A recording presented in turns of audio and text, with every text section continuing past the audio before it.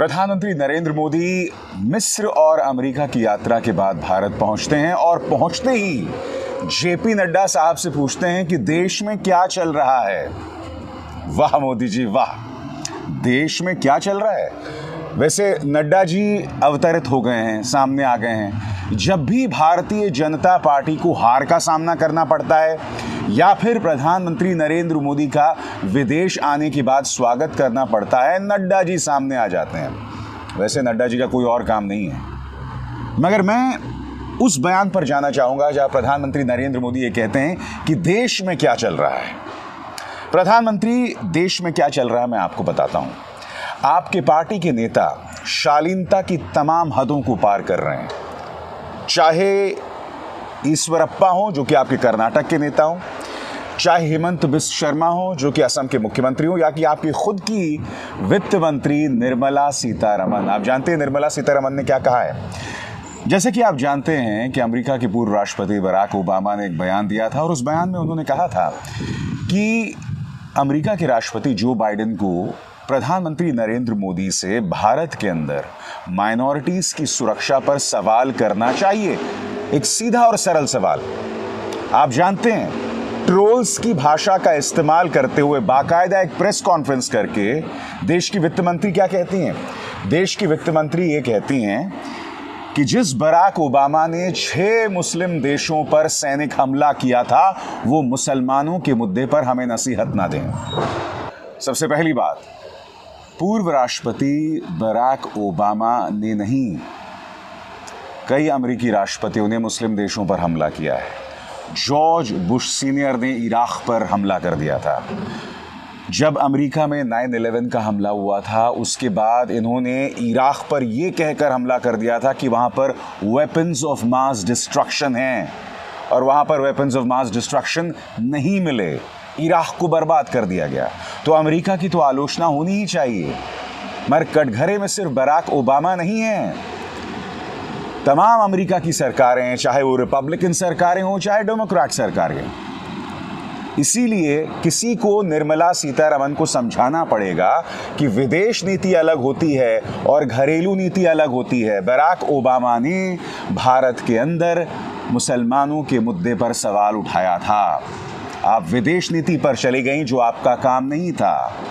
क्या विदेश मंत्रालय भी यही बात कहता है? क्या विदेश मंत्रालय भी पूर्व अमेरिकी राष्ट्रपति ने जो सैनिक कार्रवाई की थी उसकी उसने आलोचना की है? क्या वो भी आलोचना करेगी? क्या ये भारत की विदेश नीति है? इसीलिए जब निर्मला सीतारमन ने यह बयान दिया तो कहीं ना कहीं उन्होंने भारत के लिए मुश्किल ही पैदा की है और उसके अलावा कुछ नहीं। भारत के लिए मुश्किल के अलावा कुछ पैदा नहीं किया है। और जो बात बराक ओबामा ने कही वो तो अब सही साबित हो रही है ना। मसलन मैं आपको दिखाना चाहता हूं कर्नाटक से भारतीय जनता पार्टी नेता ईश्वरप्पा का ये बयान आपके स्क्रीन पर। कांग्रेस के लिए ससुराल की तरह है मुस्लिम। याद कीजिए असम के मुख्यमंत्री हेमंत बिस्व शर्मा ने क्या कहा था कि भारत के अंदर कई हुसैन ओबामा हैं और हम उनका ख्याल रखेंगे। असम पुलिस अपनी प्राथमिकताएं जानते हैं। और अब के ईश्वरप्पा क्या कह रहे हैं कि कांग्रेस के लिए ससुराल की तरह है मुस्लिम।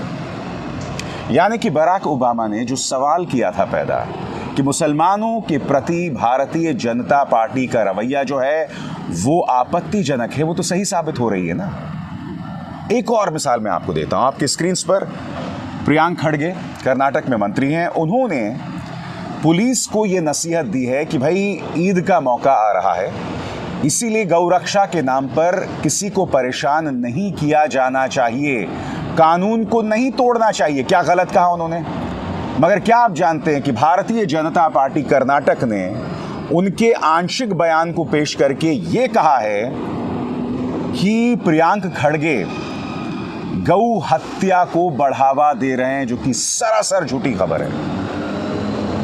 यानी कि बकरीद आ रही है, इसीलिए किसी ना किसी तरीके से बवाल पैदा करना है। अब मैं आपसे पूछना चाहता हूं, जो बात बराक ओबामा ने कही या जो सवाल उठ रहे हैं प्रधानमंत्री नरेंद्र मोदी से, वो क्या गलत है?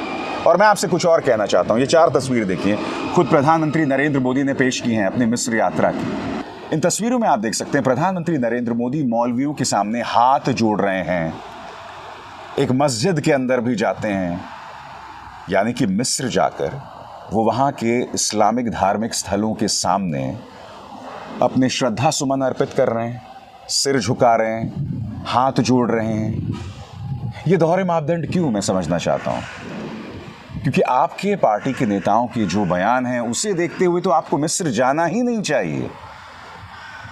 एक तरफ आप मिस्र जाकर इस्लामिक धार्मिक स्थलों के सामने सिर झुकाते हैं, मगर दूसरी तरफ चाहे ईश्वरप्पा हो, चाहे निर्मला सीतारमन हो, चाहे हेमंत बिस्व शर्मा हो, चाहे भारतीय जनता पार्टी कर्नाटक सेल हो, वो लोग बकरीद के मौके पर या पूर्व राष्ट्रपति बराक ओबामा के बयान को लेकर अनर्गल जो है तर्क देते हैं। ना किसी को विदेश नीति का ख्याल है, ना किसी को घरेलू नीति का ख्याल है।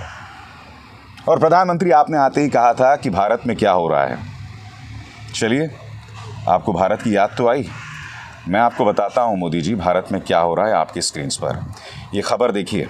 मणिपुर 1200 लोगों की गुस्साई भीड़ से घंटों गतिरोध के बाद सुरक्षा बलों ने 12 हथियारबंदों को किया रिहा। इन 1200 की गुस्साई भीड़ में महिलाएं शामिल थीं। उन्होंने हमारे सुरक्षा बल को रोक लिया, दबाव डाला। 12 हथियारबंद लोग जो अराजकता फैला रहे थे मणिपुर में, उन्हें जब उन्होंने गिरफ्तार किया तो लोगों के दबाव में उन्हें छोड़ना पड़ा। मणिपुर में अभी भी हालात सामान्य नहीं हैं। सिविल वॉर जैसे हालात हैं, हालात बद से बदतर हो रहे हैं। मुझे खुशी हुई अब जाकर आप ये तो पूछ रहे हैं कि भारत में क्या हो रहा है। भारत में ये सब हो रहा है प्रधानमंत्री।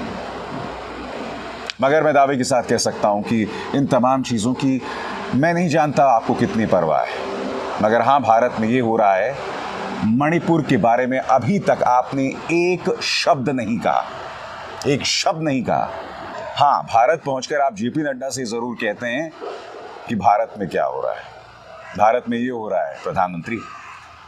आपके मंत्री, आपके नेता देश का नाम रोशन कर रहे हैं अनर्गल बयान देकर, और मणिपुर के अंदर हालात बद से बदतर हो रहे हैं, मगर आपको क्या परवाह। आप तो इस बात को लेकर खुश हैं कि अमेरिका के स्टेडियम में लोग जोरों से मोदी मोदी के नारे लगा रहे हैं। आप इस बात को लेकर खुश हैं। खैर, मगर इस मंच पर हम असली मुद्दे आप तक लाते रहेंगे। अभिसार शर्मा को दीजिए इजाजत। नमस्कार। स्वतंत्र और आजाद पत्रकारिता का समर्थन कीजिए, सच में मेरा साथी बनिए। बहुत आसान है दोस्तों, इस ज्वाइन बटन को दबाइए और आपके सामने आएंगे ये 3 विकल्प। इनमें से एक चुनिए और सच के इस सफर में मेरा साथी बनिए।